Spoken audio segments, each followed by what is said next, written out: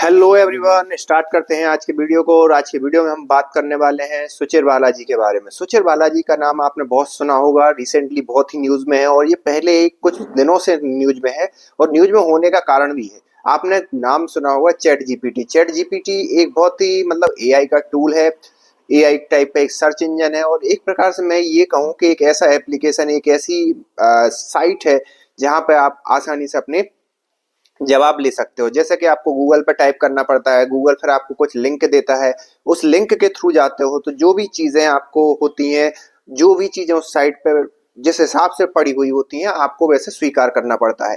लेकिन chat GPT आपके एक पर्टिकुलर क्वेश्चन का एक पर्टिकुलर आंसर देने में सक्षम है।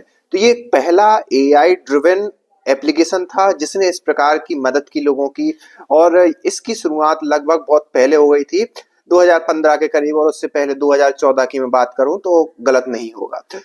उस समय उसी व्यवस्था में एक 11 साल का बालक भी उसके कोडिंग में इंटरेस्ट ले रहा था और एक एल्गोरिदम बना रहा था। और 17 साल में उस बंदे ने एक एल्गोरिदम बना दी। उस एल्गोरिदम की दम पे उसको चैट जीपीटी के अंदर, चैट जीपीटी की जो टीम थी उसमें काम करने का मौका मिला। फिर क्या आता है, फिर आता है 2022। 2022 में चैट जीपीटी क्या करता है, खुद को अनाउंस करता है, खुद का वर्जन रिलीज करता है एक प्रकार से कि भाई हम एक चैट जीपीटी नाम का टूल निकाल रहे हैं, वो मार्केट में ला रहे हैं। और जितना भी 2022 से पहले का डेटा जो भी इंटरनेट पे था, वो चैट जीपीटी उस डेटा का यूज कर रहा था लोगों के जवाब देने के लिए। सुचिर बालाजी, जो कि एक बहुत ही चर्चित नाम है वर्तमान में, वो उस टीम का हिस्सा था। उस टीम का हिस्सा होने के साथ जैसे ही ये लॉन्च होती है चीज, जैसे ही ये लॉन्च होती है और वो बंदा इस चैट जीपीटी की टीम को क्या कर देता है, छोड़ देता है, उससे पहले ही छोड़ देता है। लेकिन जैसे ही छोड़ता है तो एक न्यूयॉर्क टाइम में एक इंटरव्यू के दौरान वो बोलता है कि भाई साहब, ये जो चैट जीपीटी है, वो चैट जीपीटी क्या कर रहा है, जो कॉपीराइट का उल्लंघन है उसका कॉपीराइट का उल्लंघन कर रहा है। और जो डेटा ले रहा है इंटरनेट से, वो अनएथिकल तरीके से ले रहा है। मतलब आप ये समझ लो कि जैसे आपके कॉपीराइट एक नाम की, जैसे आपने कोई कविता लिखी तो वो आपकी कविता है, लेकिन उस कविता का यूज करके या उस चीज के डेटा का यूज करके वो अपने लोगों को देता है। अपने लोगों को देने के लिए उसके बीच में जिसका डेटा वो यूज कर रहा है उसको पैसा देना चाहिए, लेकिन वो पैसा नहीं देता। वो अपनी एल्गोरिदम की दम पे पूरा एक्सेस करता है, पूरा डेटा खींचता है इंटरनेट से और फिर उसको जाके यूजर को दे देता है और पैसा खुद कमाता है, ना कि और उस कमाए हुए पैसे का शेयरिंग भी नहीं करता। तो ये तो हुई वो।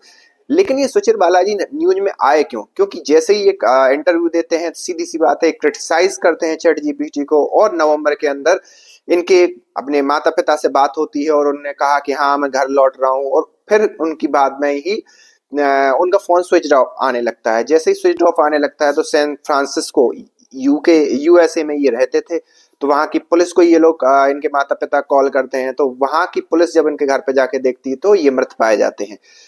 अब ये थी, और पुलिस क्या बताती है इनके लिए कि ये इनने सुसाइड किया हुआ है। ठीक है, अब यहां तक कहानी ठीक थी, लेकिन माता पिता को विश्वास नहीं होता और वो क्या करवाते हैं, एक प्राइवेट अपनी ऑटोप्सी, एक ऑटोप्सी वाली रिपोर्ट होती है, वो होता ना कि पूरा चीज को अपने हिसाब से। तो एक प्राइवेट एजेंसी को हायर करते हैं और वो प्राइवेट एजेंसी जब वहां की जांच करती है तो उसमें पाया जाता है कि जो भी सुचिर बालाजी थे उन्होंने थोड़ा सा क्या किया था, स्ट्रगल किया था। ये स्ट्रगल के वहां पर साइन निकल कर सामने आते हैं।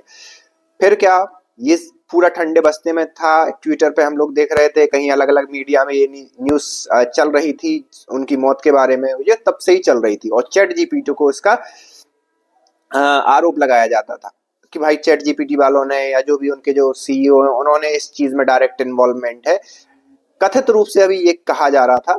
लेकिन और चैट जीपीटी वालों ने भी सुचिर बालाजी की मौत पर कहा कि ये बहुत बड़ा अच्छा बंदा था और उसको खो के हमें बहुत बुरा लगा, काइंड ऑफ थिंग, ये पूरा कहा।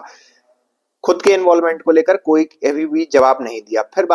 फिर आते हैं, अब मैं इस पूरी की पूरी स्टोरी में एंट्री कौन लेता है, एलन मस्क। आपको मालूम होगा एलन मस्क आज की डेट में सबसे पावरफुल आदमी है।